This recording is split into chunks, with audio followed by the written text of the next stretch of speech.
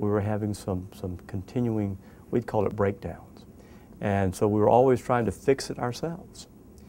And when you're part of the problem, sometimes you can't fix it. So bringing in someone from the outside, Carlin's group coming in helped us to understand what the real issues were. And it's amazing when we walk around, I think, in life with certain assumptions that we don't even know are kind of there.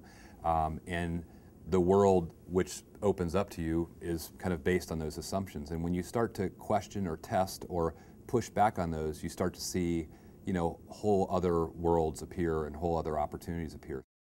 They were aligned with us. The one experience we have is that we have lived these values, allowed these values to shape who we are for over 100 years. And these values have helped us grow on a global basis. So we realize those values. We don't go into coaching engagements with a one-size-fits-all and just, you know, plug a coach in. So it's really about getting people that have similar worldviews, similar expertise, similar backgrounds, or backgrounds that are appropriate for that situation. With Carlin coming in, knowing what we believe, knowing what she believes, her firm believes, that was a natural link. The other thing I think that's so important about Carlin's group is they want you to maximize where your strengths are. Not so much focusing on the weak areas, but looking at those areas that are your strengths and maximize that, because once you get that happening, then the other things will fall into place. My coach at Carlin, Sloan and Company really worked with me on three things. One was stress level personally for me. Two was really what was my vision for my team and how did that relate to the vision of the company. And then three, what was my leadership style currently and what did I want my style to evolve into. I think when you sit down with a Carlin Sloan coach, it's less about feeling like you're having a prescription written or someone's reacting to or trying to have the right answer. There's a little bit more of a figuring it out together, and I think that dialogue allows one to experiment more with what they're thinking and to try to articulate it with somebody, which I think is a real unique advantage. I enjoy the notion of being a part of larger organizations and somehow or another contributing by helping individuals within organizations be all that they can be. We spent a lot of time just determining what I wanted to be and where I wanted to go in the company, and we spent a lot of time discussing who I was currently as a leader, who I wanted to be, but then also who I was personally. So a lot of conversations around my work history, what my work life is today, what I hope for it to become, but then also who am I as a person? What do I do in my spare time? What is it that I'm really passionate about? What do I love?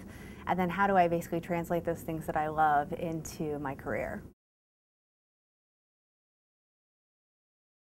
I noticed the improvement really quickly. I would say by our second session, I already had very practical tips on how to really determine what's truly an emergency, what really can wait, how do I help my team understand how to handle things to a certain degree before they make it to me, how to turn things off before I go into, say, a meeting that isn't related to whatever issue is going on. One thing that happens is once you start getting a little success, it breeds more success. And if you got a coach that can walk the line between pushing you hard enough, but also encouraging you, it allows for some momentum, and it just, you know, it can be it's a spiral that moves forward. And that was really what I needed, was just someone to say, if you can't control your environment, what you can control is your mindset.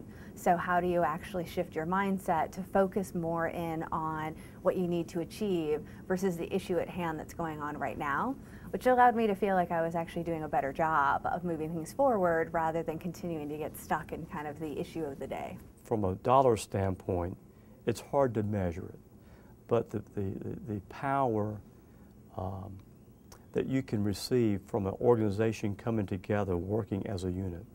Decisions are made faster, and the biggest roadblock to be able to reach your business objectives is decision making, and how decision making can sometimes polarize people. And what you need to have is that unifying group that's aligned with decisions.